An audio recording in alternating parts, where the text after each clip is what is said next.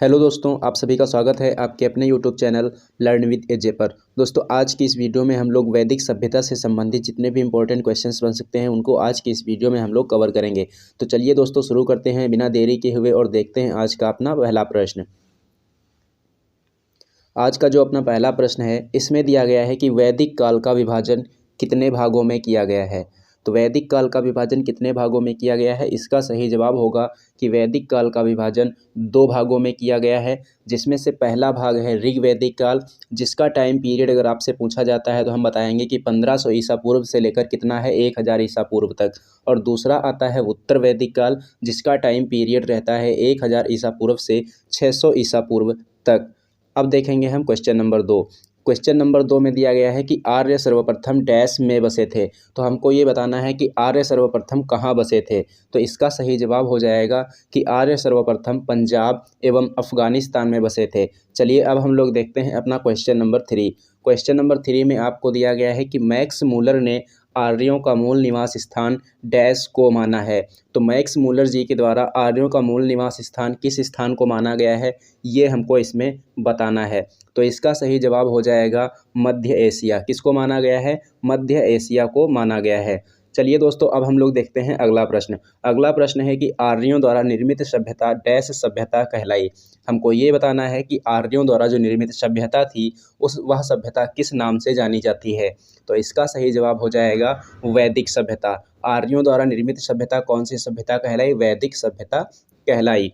चलिए अब हम देखते हैं अगला प्रश्न।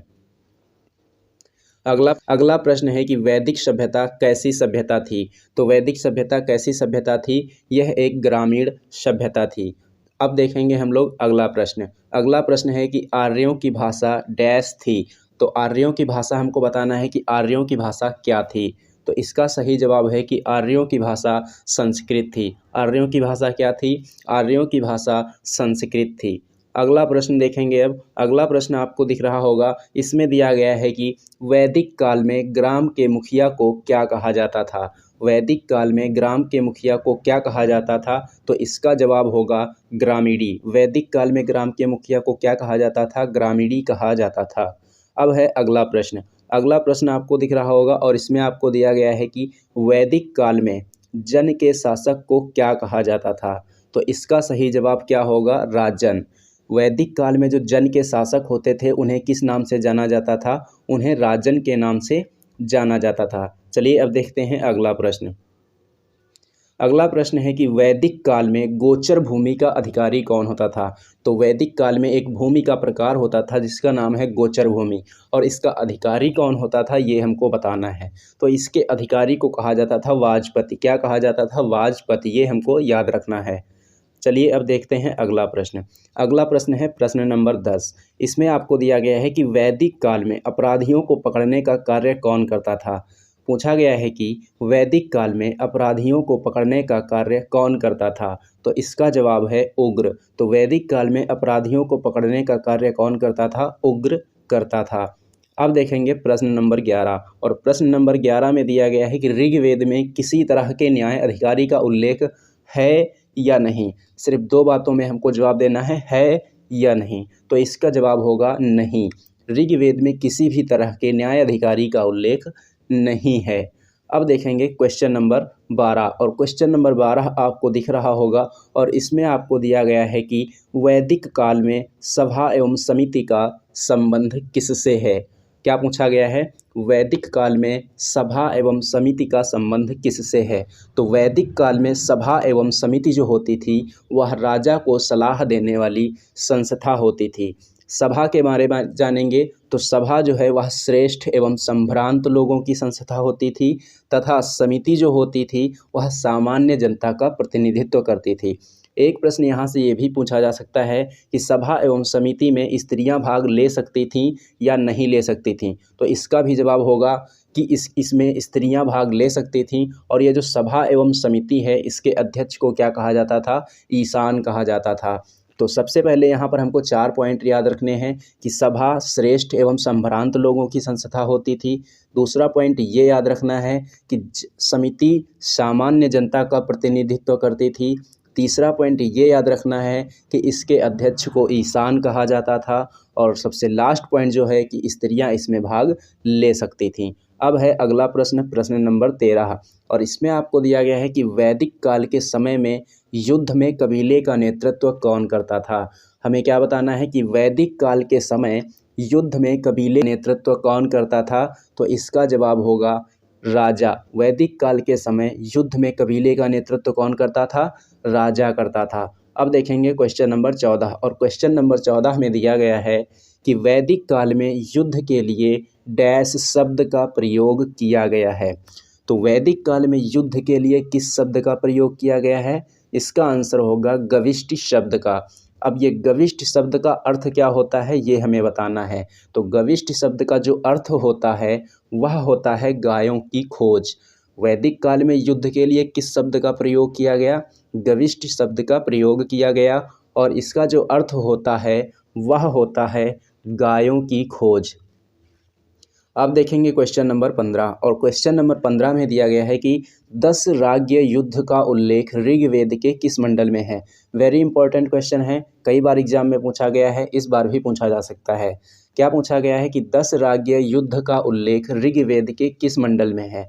तो इसका जवाब होगा 10 राज्य युद्ध का उल्लेख ऋग्वेद के 7वें मंडल में है। इसके बारे में थोड़ा और जान लेते हैं। 10 राज्य युद्ध का उल्लेख ऋग्वेद के 7वें मंडल में है, ये हमने आपको बता दिया। अगला पॉइंट ये याद रखना है कि यह युद्ध परुष्णी या रावी नदी के तट पर हुआ था। यह युद्ध कहाँ हुआ था? यह युद्ध रावी या फिर जिसको कहते हैं परुष्णी नदी के तट पर किसके किसके बीच हुआ था? सुदास एवं 10 जनों के बीच लड़ा गया था। सुदास एवं 10 जनों के बीच लड़ा गया था। अगला पॉइंट ये याद रखना है कि इस युद्ध में सुदास की विजयी हुई थी, और सुदास की विजयी हुई थी और 10 जन क्या हुए थे? अविजयी, यानी कि हार गए थे। सुदास इसमें विजयी हुआ था। अगला क्वेश्चन देखते हैं, क्वेश्चन नंबर 16।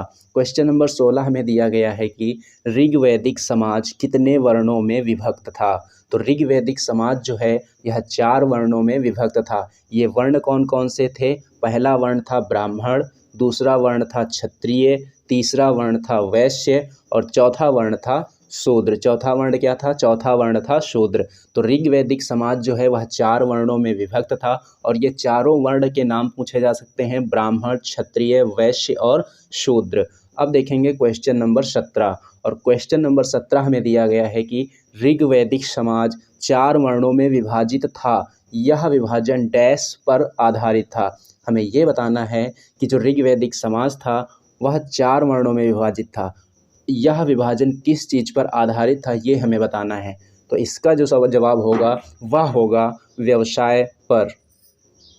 अब देखेंगे अपना क्वेश्चन नंबर 18, और क्वेश्चन नंबर 18 में दिया गया है कि ऋग्वेद के डैश में चतुर्वर्णों का उल्लेख मिलता है। तो इसका जवाब क्या देना है? ऋग्वेद के 10वें मंडल के पुरुष सूक्त में चतुर्वर्णों का उल्लेख मिलता है। तो ऋग्वेद के किस मंडल में चतुर्वर्णों का उल्लेख मिलता? अगर ये पूछेगा तो कहेंगे 10वें मंडल में।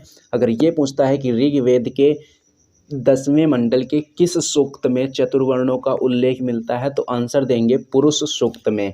चलिए अब देखते हैं क्वेश्चन नंबर 19, और क्वेश्चन नंबर 19 में पूछा गया है कि आर्यों का समाज डैश था। तो ये समाज कैसा था ये हमको बताना है। तो आर्यों का समाज पितृ प्रधान था, या फिर कह सकते हैं पितृसत्तात्मक था। आर्य समाज कैसा समाज था? पितृसत्तात्मक समाज था। अब देखेंगे क्वेश्चन नंबर 20, और क्वेश्चन नंबर 20 आपको दिया गया है कि वैदिक काल में जीवन भर अविवाहित रहने वाली महिलाओं को क्या कहा जाता था। वैदिक काल में जीवन भर अविवाहित रहने वाली महिलाओं को क्या कहा जाता था? इसका जवाब होगा अमाजू कहा जाता था। अब हम लोग देखेंगे कुछ इम्पोर्टेंट पॉइंट जो कि हमको याद रखना है। तो पहला पॉइंट क्या याद रखना है कि आर्यों का जो मुख्य पेय पदार्थ था वह सोम रस था, और यह वनस्पति से बनाया जाता था।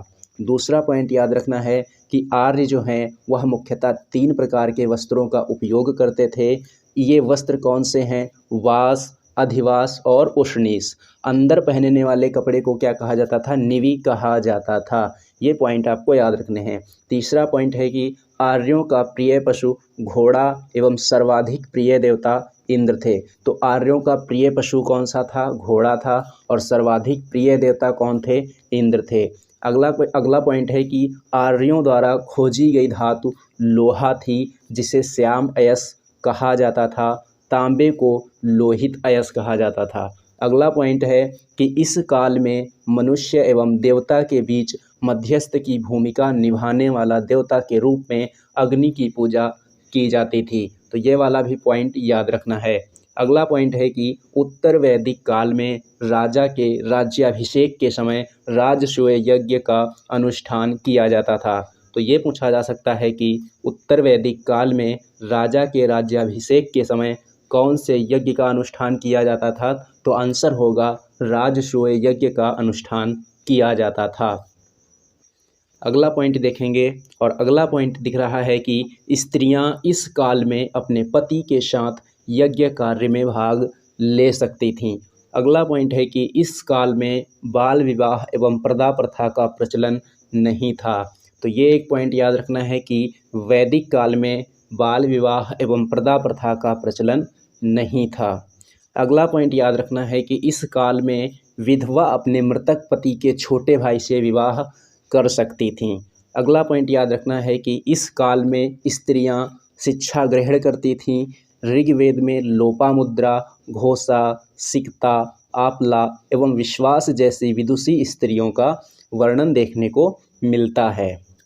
अगला पॉइंट है कि जीविकापार्जन के लिए वेद वेदांग पढ़ने वाला अध्यापक उपाध्याय कहलाता था। तो जीविकापार्जन के लिए वेद वेदांग पढ़ने वाला जो अध्यापक होता। लास्ट पॉइंट है कि महर्षि कणाद को भारतीय परमाणुवाद का जनक कहा गया है। अब आज का जो आपका क्वेश्चन है, जिसका आंसर आपको कमेंट बॉक्स में बताना है। क्वेश्चन है कि सत्यमेव जयते किस उपनिषद से लिया गया है? इसका जवाब आप लोग हमें कमेंट बॉक्स में कमेंट करके ज़रूर बताना। अब देखते हैं कि अगला इम्पोर्टेंट पॉइंट सबसे ये इम्पोर्टेंट पॉइंट है कि इस सेशन को लाइक, शेयर एंड सब्सक्राइब जरूर करना। इसे ज़्यादा से ज़्यादा अपने दोस्तों में शेयर करना।